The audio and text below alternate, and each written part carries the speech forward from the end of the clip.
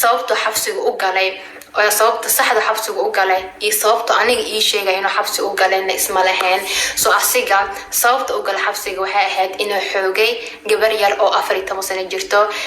taasna aniga ma rabin inaan inta ka sheego ma rabin afaaraha asiga qaaska ah inaan inta السلام عليكم ورحمة الله تعالى وبركاته أصحاب سو دوادا واني سلامة ميلو البادوني ذا كجوكتان أصحابي دقيهينا أيا إذن معلن وحوال بواد مقشين أرين كان أنا كهدلي أسبوعي هوري أو شيغي إن كان إنو كفصدي قبر 14 years old والله waxaan ku dhahay videogaas commentiga waan ka xiray naaga inta ii soo baxeen ay muluq igu siiyeen aan ku dhahay baalaha iga rifaysa ii caynayeen reasonka ii caynayeen waxa waaye maxaa u sheegaysaa waxaas ceebaha maxaa la umada waa la qariyaa ceebaha dadka maxaa u faafinaysaa iyo waxyaabo aan jirin nin kufsaday gabar yar oo saqiir ah ceebta loo asturayo meesha taala maxaa waaye kaas waxaa loo baahan yahay in la dilabo mise xabsi daa'iman lagu tuuro naagaha saas yeelanayeen mise saas u dhaqmaayeen waa naagaha wiilashooda mise walaalahood ay gabdhaha kufsadaan walaalkood ayaa gabar soo kufsanaya kadibna way qarinayaan gurigay ku xirayaan qaladkiisa dhamaalana afkay ka daboolayaan naagaha noocaas u dhaqmo ani waa aqaanaa ceeb ay barteen gabar la kufsaday oo ma aragtay xaquuqdeeda lagu tuntay ceeb ma ahan qofkii saas yeelana waa in cadaaladda la mariyaa soo kuwa noocan ma aragtay waa kuwa oo wiilashooda gabdhaha kufsadaan their brothers are rapists familkooda dhamaala macquul ahba inay dadka xoogaan ee gabdhaha xoogaan waa wax ay dhaqan iyo caado u leeyihiin wayna u qarinayaan markasto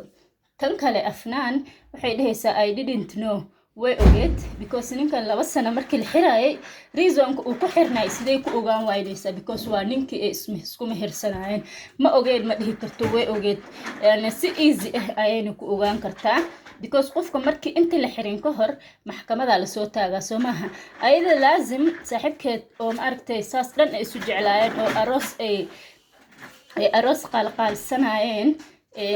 wixii ku dhacay ma ogaan kari ma dhihi karto maxkamadiisa laasim way tagtay wixii lagu soo eedeeyayna maxkamadda ayaa laga sheegaa sababta lagu xiraayna maxkamadda ayaa laga sheegaa soo maaha soo markii hearingkiisa ma aragtay maxkamadda keeskiisa la dhageysanayay laasim way taagneed haddayse taagneenna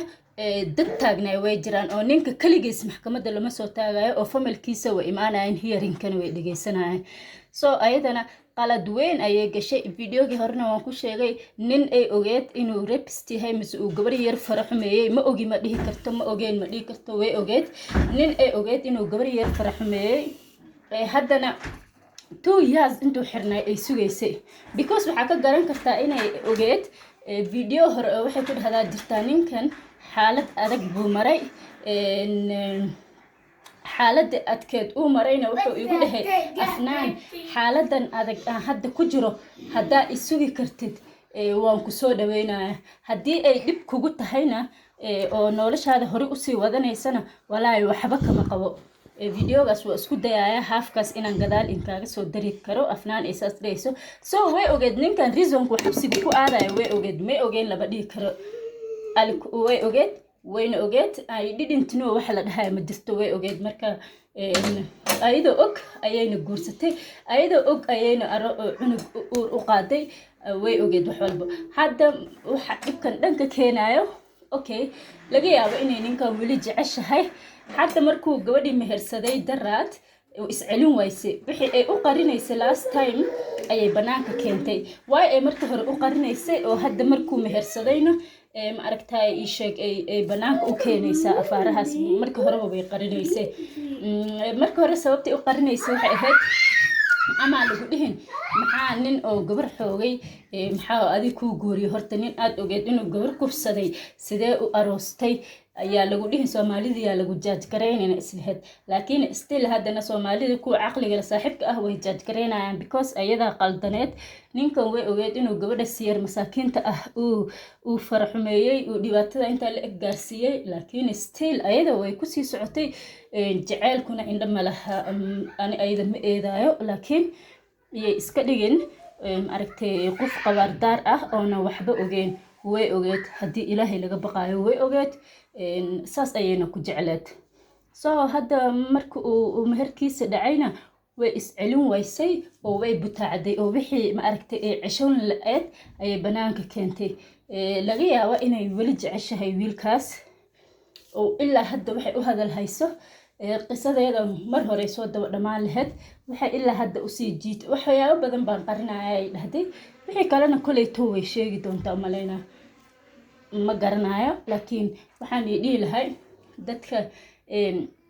nimanka gabdhaha faraxumeeyo saboodka siinayo oo u sacabtumayo ilaahay ka cabsada